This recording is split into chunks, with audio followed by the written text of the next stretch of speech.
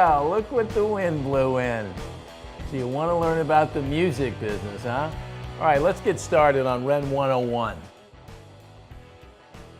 All right, so today we're going to talk about sound engineers. If you want to play a great show, you better sound good. That's right, you've got to sound great. So we're going to talk today about sound engineer.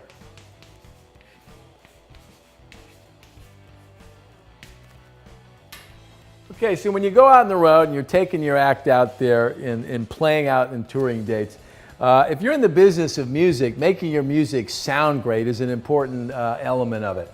The key guy for you here is your sound engineer. So if you're just starting off or if you're moving up the food chain, one of the key guys you're going to need to get on board is your sound engineer. When you're talking about sound engineers on the road, there's really two guys you're talking about. If you can only choose one, it's going to be the front of house guy, and he's the guy that sits out in the audience at the monitor board. He's the guy out there mixing the sound for the people in the audience. So if the idea is to keep your customers happy, your sound engineer is the guy. He's got to know your songs, he's got to know your set list, he's got to know how everybody plays, and he, like a producer, needs to have a sense of what the whole sound is supposed to feel like in the audience.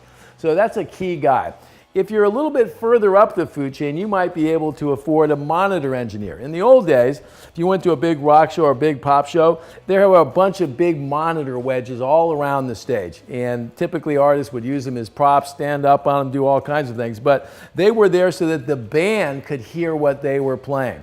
In today's world, most bands have in-ear monitors now, which means that they can have the sound that they want specifically in their ear. So if the drummer doesn't want to hear a lot of guitar, the monitor engineer can turn it down. If the singer wants to hear more bass and less drums, you can turn it up.